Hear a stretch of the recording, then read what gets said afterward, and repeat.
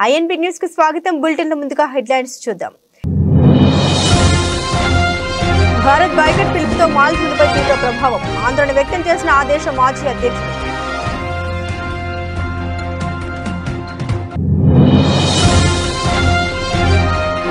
1.5 కిలోమీటర్లు safari vehicle తరపున ఖడ్గం మృగం. నెట్టింట వైరల్ అవుతున్న వీడియో.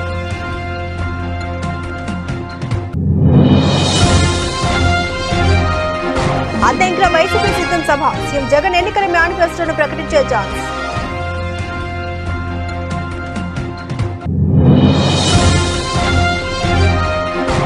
టచ్ చేసి చూడండి, ఫామ్ హౌస్ గోడలే కాదు ఇటుకలు కూడా మిగలవు. CM Revanth Reddy mass warning.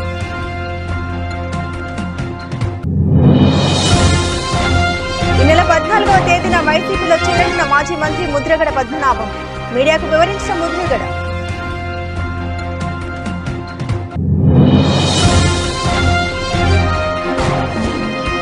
Hyderabad black hawks పై కోచి బ్లూ స్పైకర్స్ గెలుపు.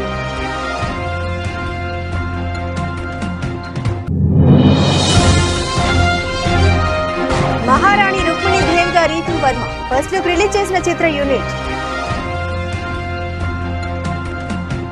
భారత్ మాల్దీవుల మధ్య దౌత్యపరమైన వివాదం కొనసాగుతున్న విషయం తెలిసిందే. ఈ నేపథ్యంలో తాజాగా ఈ అంశంపై మాల్దీవుల మాజీ అధ్యక్షుడు మహమ్మద్ నషీద్ ఆందోళన వ్యక్తం చేశారు. భారత్ ఇచ్చిన బైకట్ పిలుపుతో మాల్దీవుల పర్యాటకంపై తీవ్ర ప్రభావం పడిందని పేర్కొన్నారు. ప్రస్తుతం భారత పర్యటనలో ఉన్న నషీద్ మీడియాతో మాట్లాడారు.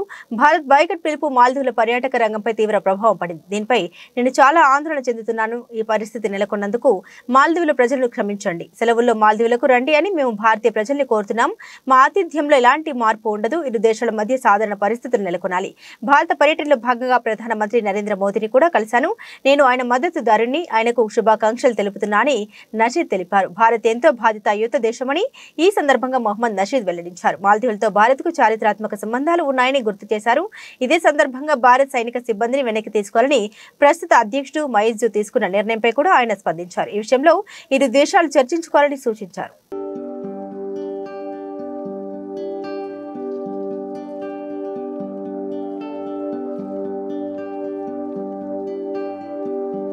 లోని మనాస్ నేషనల్ పార్క్ లో సఫారీకి వెళ్లిన కొందరు టూరిస్టులకు భయంకరమైన అనుభవం ఎదురైంది.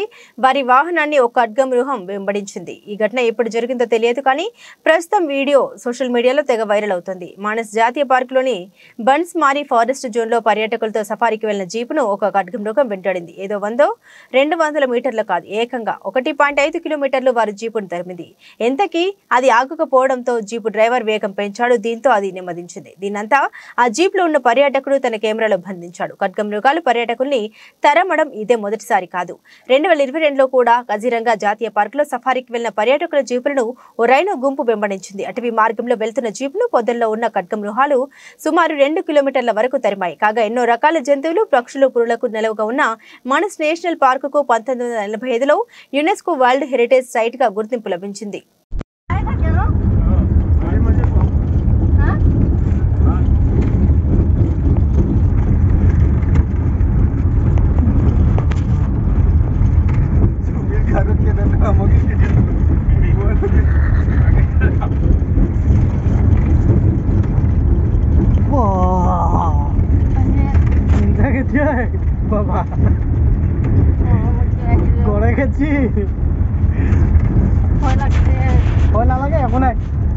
ভাগৰ লাগি যাব ন, সেই ৰখি লাগি বহুত পিছ আহি আছে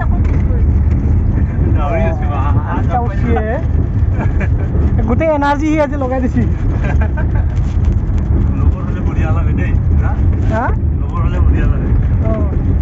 খেদবা লাগি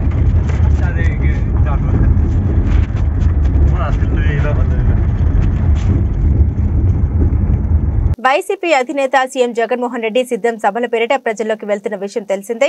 ఇప్పటికే భీమిలి, దెందులూరు, రాప్తాడులో నిర్వహించిన సభలు విజయవంతమయ్యాయి.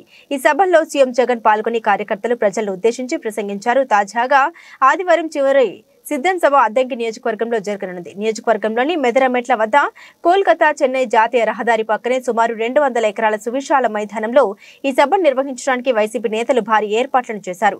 ఈ సభకు దక్షిణ కోస్తాలోని గుంటూరు, బాపట్ల, పల్నాడు, ప్రకాశం, నెల్లూరు, తిరుపతి జిల్లాల్లోని సుమారు 54 నియోజకవర్గాల నుండి వైసీపీ శ్రేణులు, అభిమానులు భారీ సంఖ్యలో సభకు తరలి రానున్నారు. ఇందుకోసం వైసీపీ నేతలు ఏర్పాట్లు చేశారు. ఇవాళ జరగనున్న సిద్ధం సభ చివరిది కావడంతో ఎన్నికల మేనిఫెస్టోను సీఎం జగన్మోహన్ రెడ్డి ప్రకటిస్తారని వైసీపీ నేతలు చెబుతున్నారు. నవరత్నాలకు తోడు మరికొన్ని పథకాలపై జగన్ కీలక ప్రకటన చేస్తారని సమాచారం. సిద్ధం సభ ప్రాంగణంలో వై ఆకారంలో ప్రత్యేక ట్రాక్ ను ఏర్పాటు చేశారు.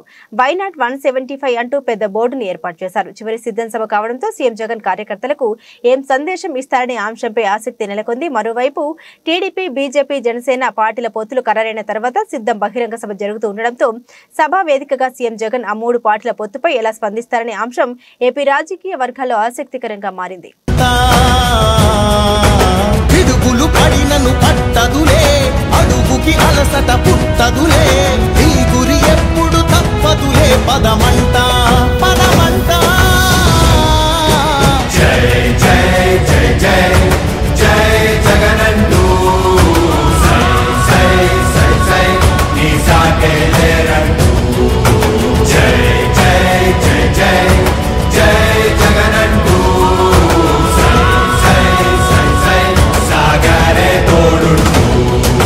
రాష్ట్రంలోని పేద ఆడబిడ్డలకు ప్రతి నెల 5,000 రూపాయలు ఇచ్చే ఉద్దేశంతో తీసుకొచ్చిన ఇందిరమ్మ అభయం పథకం యాప్ ను వైఎస్ షర్మిల లాంచ్ చేయడం జరిగింది. ఈ సందర్భంగా అర్హులైన కొంతమంది మహిళల వివరాలు అందులో పొందుపరచడం జరిగింది. అర్హులైన ప్రతి మహిళ వివరాలు ఈ యాప్ ద్వారా సేకరించడం జరుగుతుంది.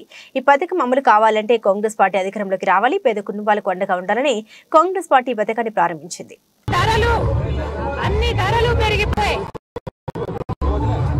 కరెంటు ఛార్జీలు 9 సార్లు పెంచింది ప్రభుత్వం. గ్యాస్ ధరలు ఆర్టీసీ 3 సార్లు, ఇలా ఏది ముట్టుకున్న పెట్రోల్, డీజిల్, గ్యాస్, చక్కెర ఇలాంటి ఏ ముట్టుకున్న ధరలన్నీ ఆకాశాన్ని అంటుతున్నాయి. ఈరోజు పేదవాడు ఎలా బ్రతుకుతున్నాడన్న ఆలోచన కూడా లేదు ప్రభుత్వానికి. అందుకే కాంగ్రెస్ పార్టీ పేదవాడికి అండగా నిలబడాలని నిర్ణయించుకుంది. కాబట్టే ఈరోజు అద్భుతమైన పథకం ఈరోజు కాంగ్రెస్ పార్టీ ప్రవేశపెట్టడం జరిగింది. ఇందిరమ్మ అభయం అనేది పేదవాళ్ళకి, ప్రతి పేద కుటుంబానికి ఆసరాగా నిలిచే పథకం ఇందిరమ్మ పథకం. ఇందిరమ్మ పథకం ద్వారా ప్రతి పేద కుటుంబానికి 5,000 రూపాయలు ప్రతి నెల ఇంటి మహిళ చేతుల్లోనే, ఇంటి మహిళ ఖాతాలోనే జమ చేసే పథకం ఇందిరమ్మ పథకం. ఈరోజు ఆంధ్ర రాష్ట్ర అభివృద్ధి గురించి ఆలోచించిన ఏకైక పార్టీ కాంగ్రెస్ పార్టీ. కాబట్టే ఈరోజు ప్రత్యేక హోదా, మన ఊపిరి లాంటి ప్రత్యేక హోదా కోసం ఉద్యమిస్తున్న ఏకైక పార్టీ కాంగ్రెస్ పార్టీ. ఒక అభివృద్ధి గురించే కాదు, ప్రజల సంక్షేమం గురించి కూడా ఆలోచిస్తున్న పార్టీ కాంగ్రెస్ పార్టీ. కాబట్టే ఈరోజు వాళ్ళకు ఆసరాగా నిలబడడానికి ప్రతి పేద కుటుంబానికి ప్రతి నెల 5,000 రూపాయలు ఇచ్చే పథకం ఇందిరమ్మ అభయం. ఈ రోజు ఈ పథకం యాప్ లాంచ్ చేయడం జరిగింది.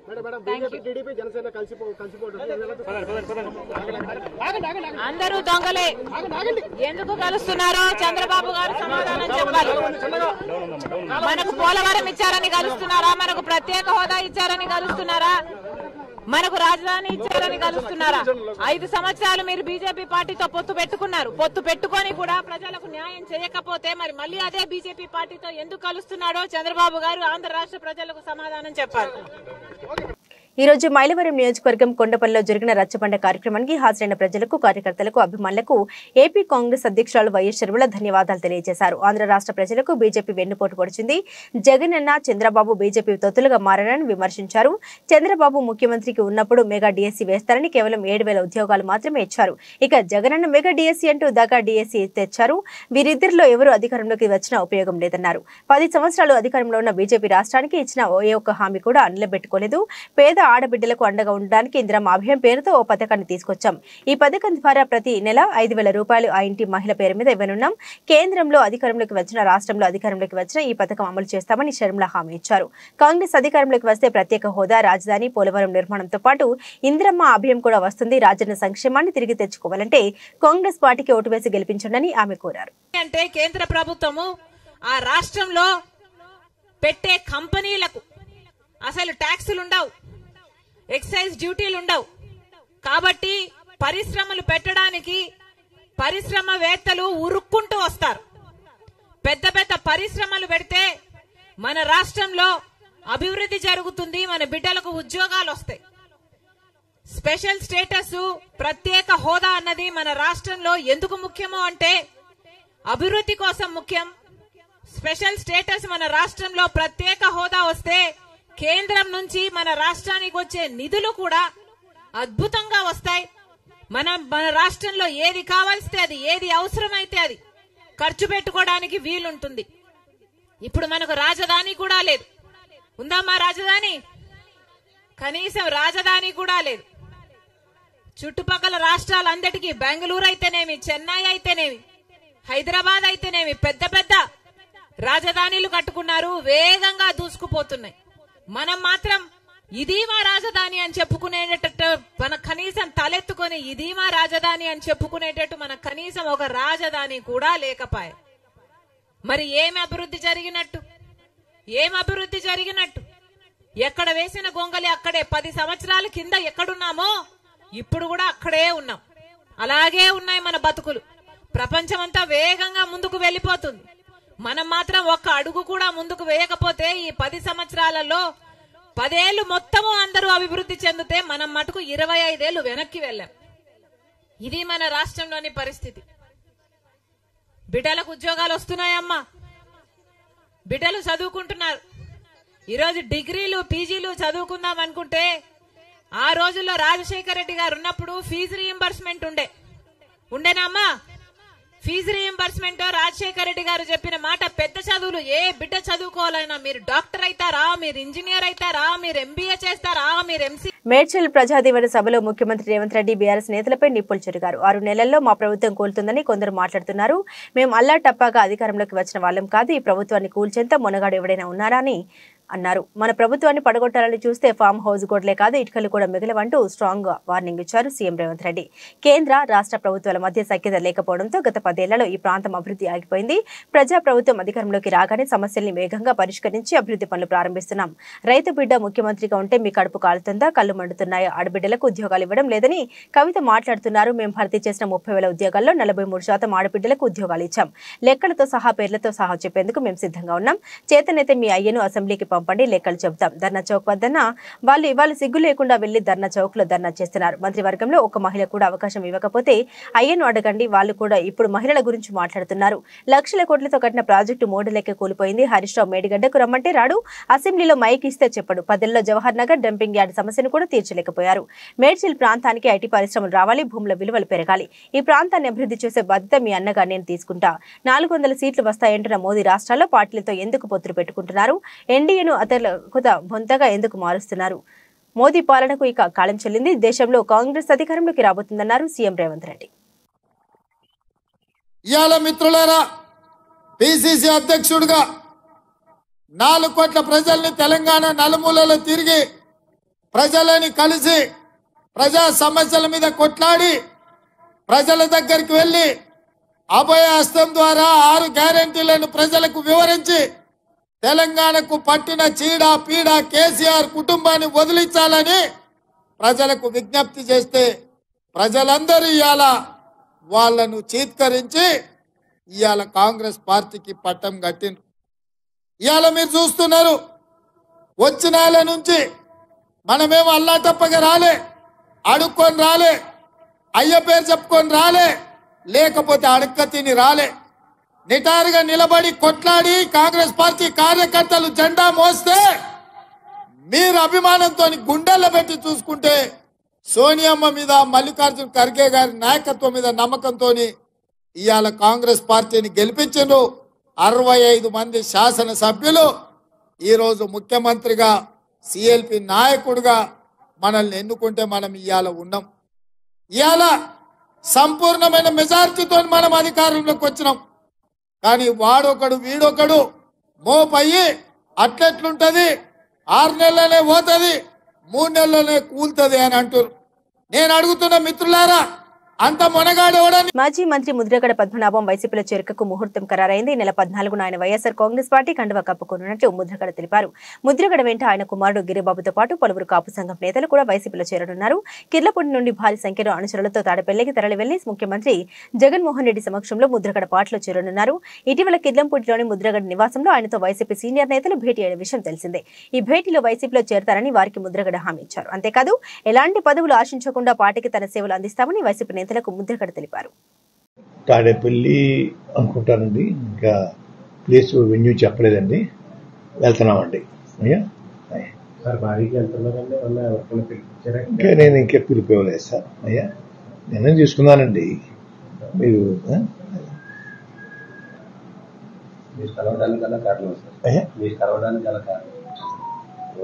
అంటే వారి పిలుపు మిథున్ రెడ్డి గారి ద్వారాను, కాకినాడ ఎమ్మెల్యే చంద్రశేఖర్ గారి ద్వారాను, గీత గారి ద్వారా, మన కన్నబాబు గారి ద్వారా వచ్చిందండి. నేను కూడా వారికి మద్దతుగా ఉండాలని నిర్ణయించుకున్నానండి. ఇంకా మంచి మంచి పథకాలు, సంక్షేమ పథకాలు ఇంకా పేదవారికి అందించేలాగా నా వంతు నేను కృషి చేయడం కోసం ఆలోచనతో ఉండి నేను తీసుకున్నాను సార్. ఇప్పుడు కాకినాడ పార్లమెంట్ సంబంధించి పవన్ కళ్యాణ్ గారు పోటీ చేస్తారంటున్నారు కదా, ఆయన మీద ఏమైనా మీకు పోటీ చేయడం? నేను ఎటువంటి కండిషన్ పెట్టలేదు సార్. ఎమ్మెల్యే సీట్ కానీ ఎంపీ సీట్ కానీ అడగకుండాను సర్వీస్ చేయడం కోసం వస్తా అని చెప్పానండి. భగవంతుడి దయ వల్ల వారు మళ్ళీ అధికారం రావాలి, వచ్చిన తర్వాత వారు ఏదైనా ఇస్తే తీసుకోవడానికి సుముఖంగా ఉన్నాను తప్ప ఇప్పుడు మాత్రం ఎటువంటి సీటు నాకు కానీ నా కుమారుడు కానీ అడిగే ఉద్దేశం పెట్టుకోలేదండి. అన్కండిషనల్గా నేను చేయడానికి నిర్ణయించుకున్నాను సార్. చాలా మంది అభిమానులు, మీ అభిమానులు మీరు ప్రత్యక్ష రాజకీయాల్లో ఉంటారు, కంపల్సరీ పోటీ చేస్తారని ఆశ కొద్ది చాలా మంది. ఇది కూడా ప్రత్యక్ష రాజకీయం చేస్తారు. రాజకీయాల్లో ఉంటాను, వారి తరఫున ముఖ్యమంత్రి గారి తరఫున ప్రచారం వెళ్తాను సార్. రాజకీయాల్లో ఉన్నట్టే కదా సార్. ముఖ్యమంత్రి గారు ఆదేశిస్తే పోటీ చేస్తారు సార్. ఎక్కడి నుంచి? నేను చెప్పాను సార్ వారికి, అయ్యా నేను సేవ చేస్తానండి, మీరు అధికారం రావడం కోసం నా వంతు నేను కృషి చేస్తాను. ఎటువంటి పదవి కాంక్ష నాకు కానీ నా కుటుంబం లేదు. తర్వాత అధికారం వచ్చిన తర్వాత మీకు ఇవ్వాలంటే ఇద్దరు కానీ అధికారం వచ్చినా కూడా నేను అడగనండి, మీ అంతా మీరు ఇవ్వాలంటే ఇవ్వండి అని ఏ కండిషన్ పెట్టలేదు సార్. అయ్యా okay sir. Hyderabad LB Nagar పరిధి బైరమ్మల్గూడ వద్ద నిర్మించిన లెవెల్ 2 లూప్ వంతెనను తెలంగాణ సీఎం రేవంత్ రెడ్డి ప్రారంభించారు. బైరమ్మల్గూడలో 2వ స్థాయి ఫ్లైఓవర్ను ప్రారంభించిన ముఖ్యమంత్రి రేవంత్ రెడ్డి వారితో పాటు మాజీ మంత్రివర్యులు ఉమ్మడి రంగారెడ్డి జిల్లా ఎమ్మెల్సీ పట్నం మహేందర్ రెడ్డి గారు కూడా పాల్గొన్నారు. సీఎం మాట్లాడుతూ తెలంగాణ రాష్ట్ర అభివృద్ధియే లక్ష్యంగా ప్రభుత్వం పనిచేస్తుందని, ముఖ్యంగా హైదరాబాద్ నగరాన్ని మరింత అభివృద్ధి చేస్తామని తెలియజేశారు. కాగా ఎస్ఆర్డీపీ ఫేజ్ 1 ప్రాజెక్టులో భాగంగా బైరమ్మల్గూడ వంతెన నిర్మాణాన్ని రాష్ట్ర ప్రభుత్వం ప్రతిష్టాత్మకంగా చేపట్టింది.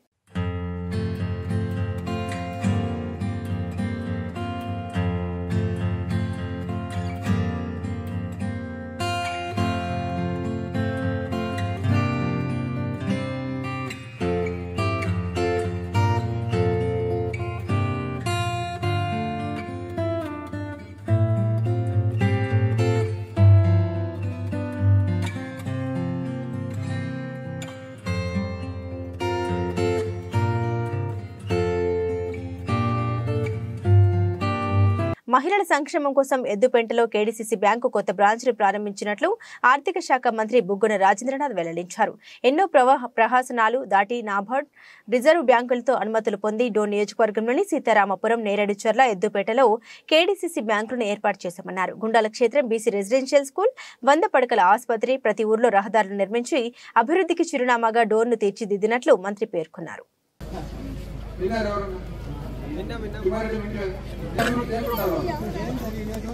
ఏం జరగలేదంట అంటే ఆసుపత్రికి ఎట్టినారు కదా అని ఎవరు అంటే ఇప్పుడు ఆసుపత్రికి ఏం దానివల్ల అంట ఆసుపత్రి వల్ల ఏమంట ఉపయోగం నీకేమైనా సమాధానం చెప్పినాక అవుతుందా? చూస్తే ఆసుపత్రి భవనం అని ఎట్లుందో ఎట్లుంది 100 పడకల ఆసుపత్రి భవనంతో ఏమంటున్నారు తెలుసు అందరూ వచ్చి గవర్నర్ బంగ్లానా అని అడుగుతున్నారు, అవునా కాదా?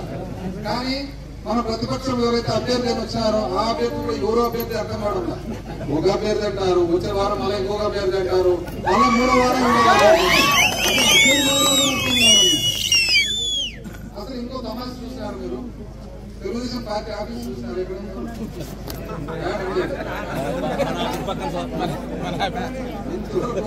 నాకు తెలిసి రాష్ట్ర చరిత్రలో ఎక్కడ ఉండదు, ఫంక్షన్ హాల్లో ఉంది.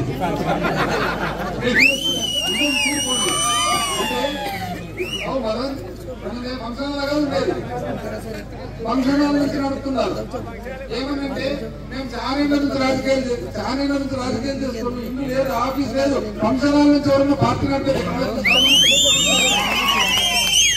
కానీ వాళ్ళు అనేది ఏం తెలుసునా.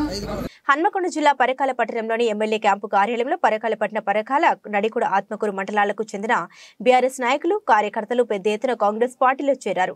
మాజీ ఎమ్మెల్యే మొల్గూరి భిక్షపతితో పాటు ఆయా మండలాలకు చెందిన మండల పార్టీ అధ్యక్షులు ప్రజా ప్రతినిధులతో కలిసి పరకాల ఎమ్మెల్యే రేవూరి ప్రకాష్ రెడ్డి వారికి కండువా కప్పి కాంగ్రెస్ పార్టీలోకి సాదరంగా ఆహ్వానించారు. అనంతరం ఎమ్మెల్యే రేవూరి ప్రకాష్ రెడ్డి మాట్లాడుతూ కాంగ్రెస్ పార్టీలో చేరిన కొత్త పాత అనే భేదం లేకుండా కార్యకర్తలందరినీ కంటికి రెప్పలా కాపాడుకుంటామని తెలియజేశారు. అదేవిధంగా మాజీ సర్పంచ్ హంసాల్ గారు వెంకదల్ల హంసాల్ గారిని వేదిక మీదకి వచ్చి కాంగ్రెస్ కండువా కప్పుకోవాల్సిందిగా ఆహ్వానం పలుకుతా ఉన్నాం. ఓదెల సతీష్ కుమార్ గారు బీఆర్ఎస్ సీనియర్ నాయకులు జిల్లా ఓబీసీసీఎల్ మాజీ కార్యదర్శి గారికి కాంగ్రెస్ పార్టీలోకి స్వాగతం పలుకుతా ఉన్నాం. ఎండి ఉస్మాన్ గారు మాజీ వార్డు మెంబర్ గారు. జిల్లాల కూర్పు అనేది రాజకీయపరమైన కోణంలో జరిగింది కానీ పబ్లిక్ కన్వీనియన్స్ కోణంలో జరగదు. ఈ రోజు వరకు కూడా మన తెలంగాణ జిల్లాలను కేంద్ర ప్రభుత్వము గుర్తించలేదంటేనే మీరు అర్థం చేసుకోండి. ఈ రోజు వరకు కూడా 33 జిల్లాలు కేంద్ర ప్రభుత్వం ఇంతవరకు కూడా గెజిట్ నోటిఫికేషన్ గెజిట్ చేయలేదు. అంటే ఎంత అన్సైంటిఫిక్ అయిందో మీరు ఒకసారి ఆలోచించాలి. అందులోంచి ముఖ్యమంత్రి గారు కూడా ఇంకొక విషయం కూడా ఏంటి అని అంటే మండలాలు కానీ గ్రామాలు కానీ అసలు 2-3 జిల్లాలలో ఉన్నాయండి కాన్స్టిట్యున్సీలు. ఇంత తెలుగు దొక్కతనం అని అంటే కొంచెం అప్పుడప్పుడు నాకు సభ్యత అడ్డం వస్తుంటే కానీ 4 గోడల మధ్య ఉంటే 4 వేసిన పూర్వం ఎవరికి రావు. అంత దుర్మార్గమైన పని చేశారు. అందులోంచి ముఖ్యమంత్రి గారు టోటల్గా దీని మీద మళ్ళీ ఒక టెక్నికల్ కమిటీని కాన్స్టిట్యూట్ చేయాలని చూస్తున్నారు. ఇప్పుడు మన పరికాలే ఉంది. వెంకటేశ్వరపల్లి కమలాపూర్ ఏమి మండలం అంటూ ఓటీటీ రెవెన్యూ విలేజ్ అంటూ రెవెన్యూ పోలీసు అంతా మండలం అంటూ ఓటీటీ ఎత్తారు. ఇప్పుడు దీంట్లో చూడండి గాజువాక జనసేన పార్టీ కీలక సమావేశం. గాజువాక సమన్వయకర్త కొన్న తాతారావు కామెంట్స్. వచ్చే ఎన్నికల్లో పవన్ కళ్యాణ్ గాజువాక నుండే పోటీ చేయాలి. ఇది గాజువాకలో ఉన్న జనసేన టీడీపీ నాయకుల వారందరికీ అభిప్రాయం. గాజువాకలో అనేక సమస్యలు తిష్టవేసి ఉన్నాయి. దశాబ్ద కాలంగా అవన్నీ పెండింగ్ లోనే ఉన్నాయి. స్టీల్ ప్లాంట్ విషయంలో పోరాడిన ఘనత పవన్ కళ్యాణ్ కి ఉంది. గతంలో ఇక్కడ పోటీ చేసిన అనివార్య కారణాల వల్ల ఓడిపోయారు. ఇప్పుడు గాజువాక ప్రజలు బాధపడుతున్నారన్నారు. మరోసారి అవకాశం ఇవ్వండి అని ప్రజలను కోరుకుంటున్నారు. ఈసారి నిలబడితే ఖచ్చితంగా గెలిపిస్తామని చెబుతున్నారు. మా పార్టీ నాయకులందరికీ, ముఖ్యంగా మీడియా సోదరులందరికీ హృదయపూర్వకమైనటువంటి స్వాగతం. ఈరోజు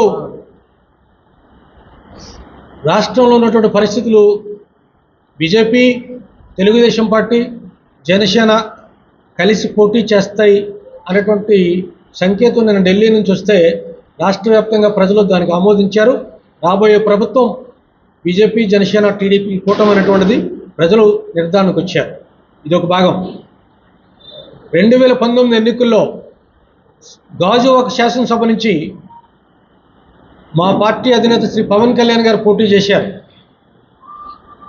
పోటీ చేసినప్పుడు అనేక కారణాల వల్ల పవన్ కళ్యాణ్ గారిని గెలిపించుకోలేదని, అసెంబ్లీకి పంపించుకోలేదని జనసేన పార్టీ శ్రేణులుగా మేమందరం చాలా బాధపడ్డాం, విచారించాం. రేపు 24 ఏప్రిల్లో జరిగే ఎన్నికల్లో పార్టీ అధినేత శ్రీ పవన్ కళ్యాణ్ గారు గాజువాక నుంచి పోటీ చేయాలని మా పార్టీ వార్డు అధ్యక్షులు, ముఖ్య నాయకులు, రాష్ట్ర నాయకులు, కార్పొరేటర్లు అందరూ తాలూకా పాపన్నపేట మండలం నగసానిపల్లి శివార్లోని ఏడుపాయల శ్రీ వనదుర్గామాత ఆలయం వద్ద జాతర ఉత్సవాలను అధికారులు ఘనంగా నిర్వహిస్తున్నారు. ఉత్సవాల్లో భాగంగా రాత్రి పలు సాంస్కృతిక కార్యక్రమాలు చేపట్టారు. ఈ సందర్భంగా బిత్తిరి సత్తి సాంస్కృతిక కార్యక్రమాల్లో పాల్గొని ప్రదర్శన నిర్వహించారు. బిత్తిరి సత్తితో పాటు కలిసి పలువురు చిందేశారు.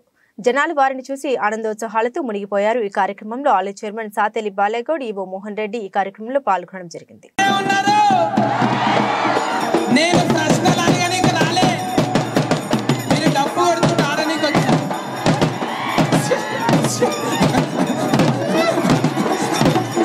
గట్టి కొట్టుండ్రా, ఎవరికో ఏమో పుట్టిందిరా. ఏం పుట్టిందిరా అంటే 2 కొడుకులు 1 బిడ్డ అన్నాడు. అమ్మ తల్లి దయ వల్ల ఈయనే బుక్కెడు పువ్వు పెడుతున్న వీళ్ళందరికీ కూడా ఫాదా ఫాదా వందనాలయ్యా. ఇంటికో సత్తిగాడు ఉంటాడు. అజయ్ అని అన్నాడు, మా సందులో కూడా సత్తిగాడు ఉన్నాడు అన్నాడు.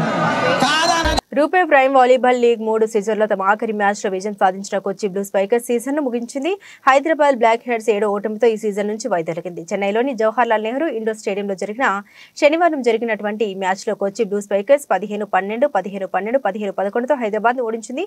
ఆ జట్టు ఆటగాడు Jibin Sebastian player of the match కు ఎంపికయ్యాడు. సూపర్ 5 రేస్ నుంచి వైదొలిగి ఆఖరి మ్యాచ్ లో విజయం కోసం ప్రయత్నించిన ఇరు జట్లలో హైదరాబాద్ పై కొచ్చి బ్లూ స్పైకర్స్ తే పైచేయి అయింది. అమన్ కుమార్ దూకుడని సర్వీసులతో కొచ్చి మంచి ఆరంభం అందించాడు. అదే సమయంలో అనవసర తప్పిదాలు బ్లాక్ హ్యాక్స్ ను దెబ్బతీశాయి. కొచ్చి ఆటగాళ్లు జిబిన్ ఎరిన్ లైన్స్ నుంచి దాడులను నియంత్రించగా వరుస స్పైక్లతో సత్తా చాటిన అమన్ జట్టుకు సహాయం చేశారు. మరోవైపు సర్వీస్ లైన్ నుండి అషమత్ ఉల్లా మెరుగ్గా ఆడుతూ బ్లాక్ హ్యాక్స్ ను తిరిగి రేస్లోకి తెచ్చే ప్రయత్నం చేశాడు. కానీ హైదరాబాద్ ఆడుల్ని అతుస్ బ్లాక్ చేయడంతో తొలి సెట్ గెలిచిన కొచ్చి ఆధిక్యం సాధించింది. రెండో సెట్ లో ఓం వసంత్ లాడ్ సర్వీస్ లైన్ నుండి 19 షాట్లు కొట్టడంతో కొచ్చి తన ఆధిపత్యాన్ని కొనసాగించింది. ఈ దశలో స్టెఫాన్ కోవాసెవిక్ బ్లాక్ హ్యాక్స్ డిఫెన్స్ ను బలోపేతం చేశాడు. కానీ అతుస్ నేతృత్వంలోని 3 ఆటగాళ్లతో కూడిన కొచ్చి బ్లాకర్స్ హైదరాబాద్ ఆటను సమర్థవంతంగా తిప్పికొట్టారు. సాహిల్ కుమార్ హైదరాబాద్ కు సూపర్ పాయింట్ అందించినప్పటికీ కొచ్చి ఆటను తన నియంత్రణలోనే ఉంచుకుంది. రెండో సెట్ కూడా నెగ్గి సీజన్ లో తొలి విజయం దిశగా ముందంజ వేసింది.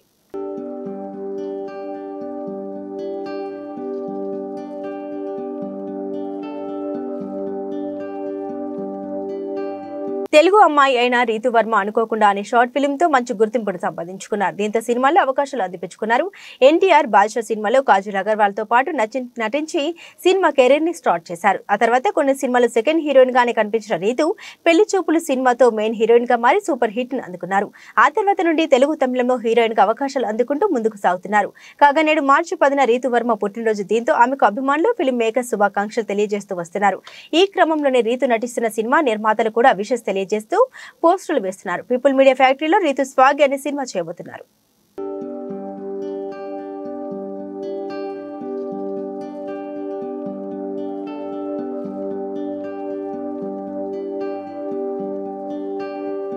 బులెటిన్ ముగించే ముందు హెడ్లైన్స్ మరోసారి.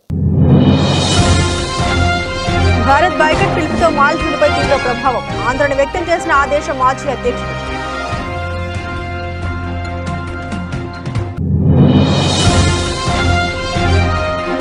.5 కిలోమీటర్ల సఫారీ వెహికల్ తరపున ఖడ్గ మృగం. నెట్టింట వైరల్ అవుతున్న వీడియో.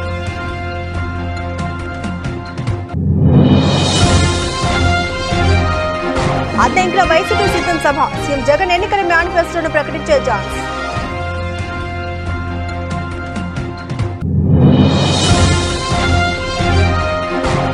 టచ్ చేసి చూడండి, ఫామ్ హౌస్ గోడలే కాదు ఇటుకలు కూడా మిగలవు. CM Revanth Reddy mass warning.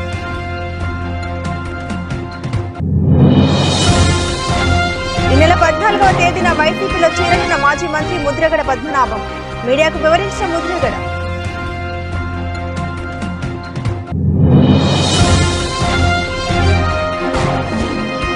Hyderabad black hawks పై కొచ్చి బ్లూ స్పైకర్స్ గెలుపు.